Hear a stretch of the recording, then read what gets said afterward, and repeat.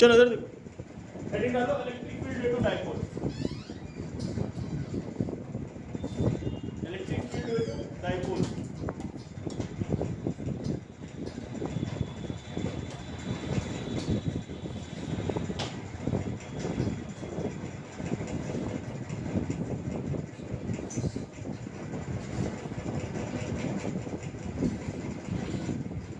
Dipole का क्या scene है?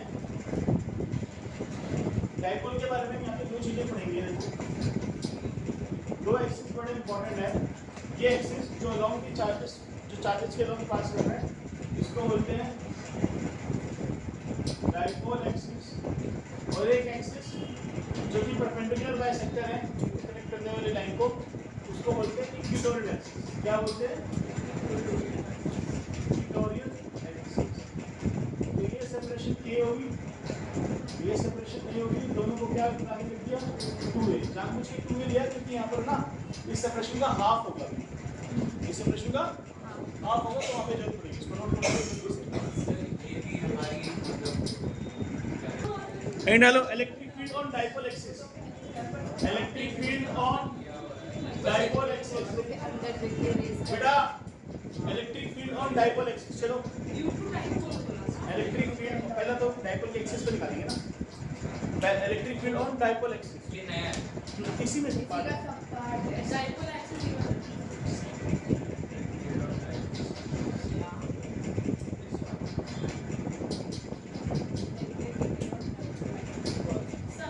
ये R है, डाइपोल एक्सिस सेपरेशन R है, ये A है। इस पॉइंट पे निकालेंगे मान लो इलेक्ट्रिक फील्ड, तो ये सेपरेशन कितनी होगी? R minus A। और ये सेपरेशन कितनी होगी?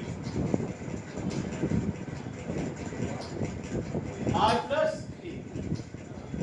यहाँ पर अब देखो दो इलेक्ट्रिक फील्ड होगी।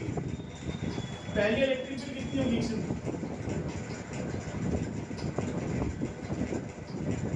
पहले इलेक्ट्रिक फील्ड में 2 पॉजिटिव चार्ज, इलेक्ट्रिक फील्ड में 2 नेगेटिव चार्ज।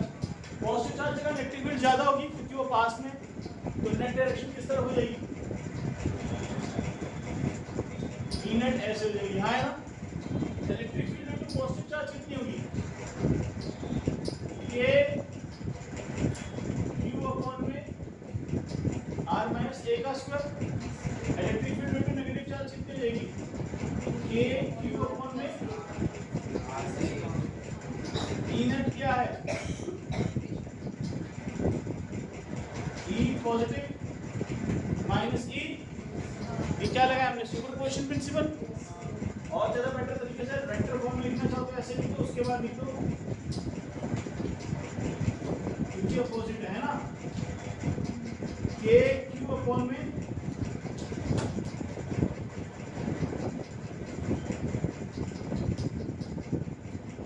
आया ना। ठीक है, क्लियर? नोट करो इसको बेटा। सर ये तेरे बारे में कैसे बात कर सकते हैं आप?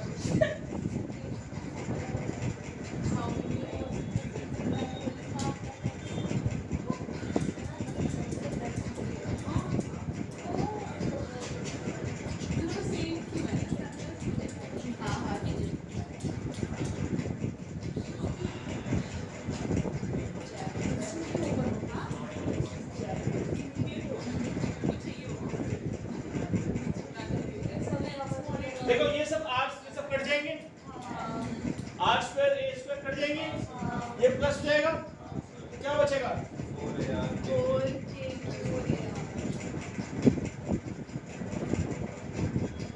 आया ना। ठीक है, ई नेट क्या बचेगा? देखो तुम्हारे पास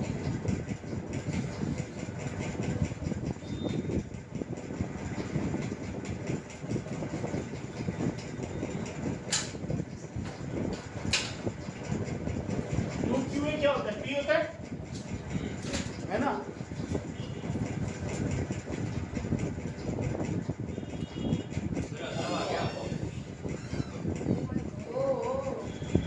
मतलब नहीं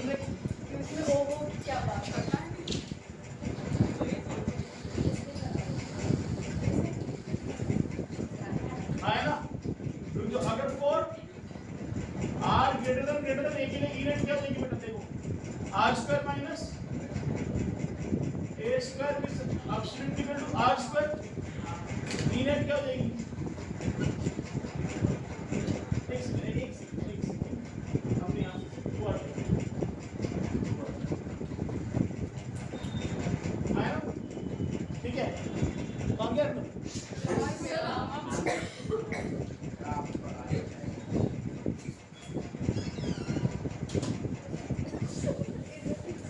ठीक है, ई नेट क्या हो जाएगा,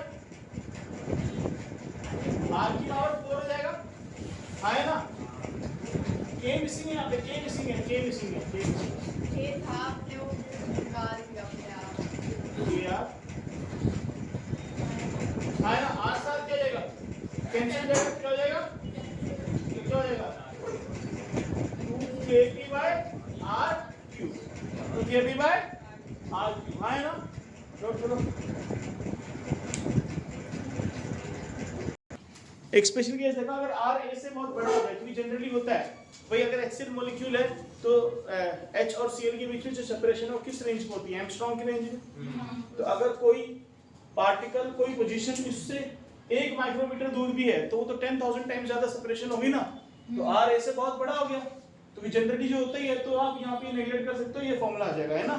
इलेक्ट्रिक फील्ड को यहाँ पे फॉर्मूले को तुम एक और तरीके से लिख सकते हो, वेक्टर फॉर्म में ऐसे लिख सकते हो, कैसे, 2kRP r square minus a square और 2kp by r क्यूब 4। मैंने देखो यहाँ पे ये वेक्टर के p के ऊपर वेक्टर कैसे लगा दिया, क्योंकि तुम ध्यान से देखो तो नेगेटिव टू पॉजिटिव चार्ज है तुम्हारा डायपोल मोमेंट, और जो नेट इलेक्ट्रिक फील्ड आ रही है इस पॉइंट पे वो किस डायरेक्शन में आ रही है, इस डायरेक्शन में आ रही है, तो वो डायपोल मोमेंट की डायरेक्शन में, इसलिए हमने इसको इस तरीके से वेक्टर फॉर्म में ऐसे लिख दिया, है ना। एक और चीज यहाँ पे समझने वाली बात है कि पॉइंट चार्ज के कारण जो इलेक्ट्रिक फील्ड आएगी, electric field inversely proportional to r square थी, लेकिन ड्यू टू डायपोल क्या है, electric field inversely proportional to r cube है। तो ये इफेक्ट कंसीडर करना जरूरी है, क्योंकि दोनों चार्जेस जो है एक दूसरे की इलेक्ट्रिक फील्ड को क्या कर रहे हैं, कैंसिल कर रहे हैं, तो इसलिए ओवरऑल इलेक्ट्रिक फील्ड की स्ट्रेंथ और रिड्यूस हो रही है। तो पॉइंट चार्ज की इलेक्ट्रिक फील्ड अगर r स्क्वायर के इनवर्सली प्रोपोर्शनल थी तो ये r क्यूब के इनवर्सली प्रोपोर्शनल, ठीक है, हाँ ना, नोट करो इसको।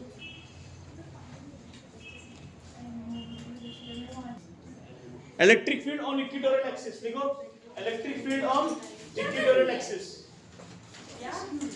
Electric field on equatorial axis,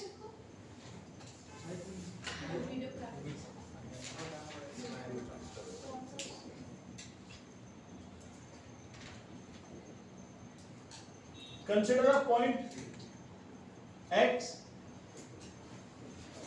at a separation r from the center of dipole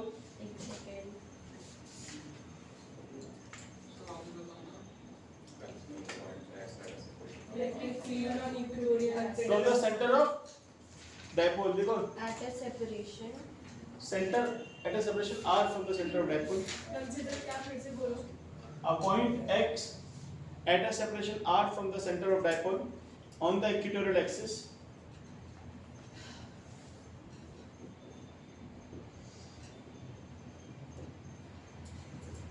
देखो ये electric field due to positive charge से अवे होगी और electric field due to negative charge से क्या होगी, टुवर्ड्स होगी, हाँ है ना। Electric field due to positive charge क्या हो जाएगी,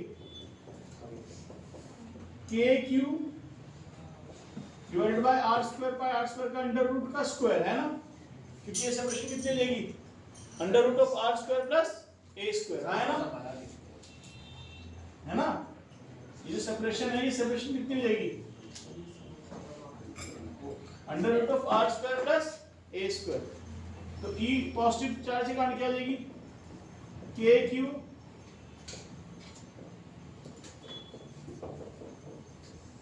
ठीक है बेटा, नेगेटिव चार्ज के कारण क्या हो जाएगी, हाँ है ना। अब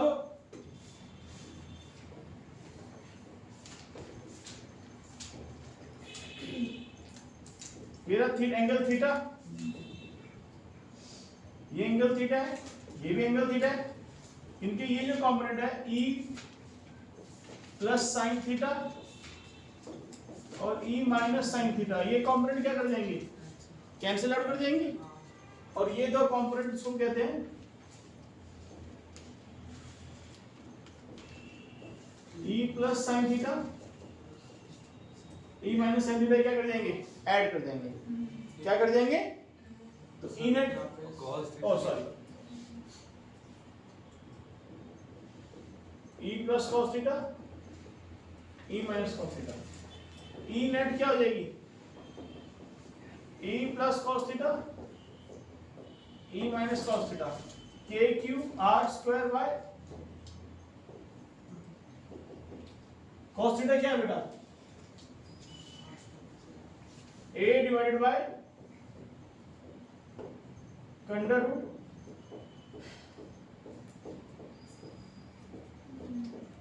rays to the power 3/2। 2q है क्या है, p है, तो ये क्या हो गया,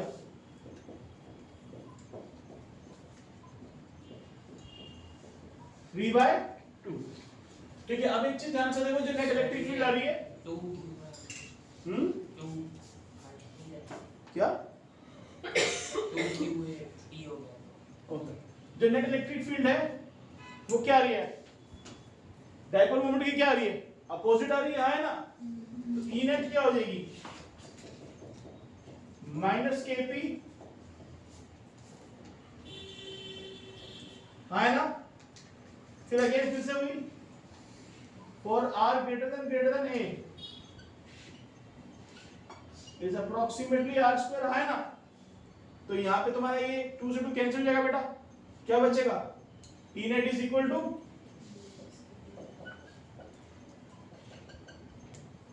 minus k P by R Q, है ना।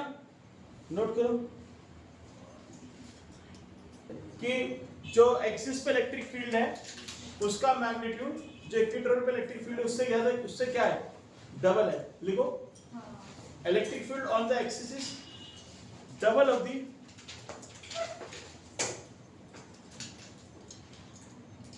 magnitude of field on the axis is double of the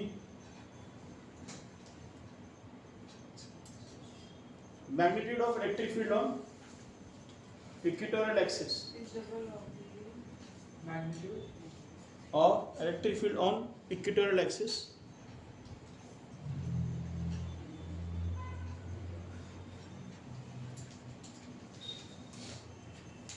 and both are opposite in direction.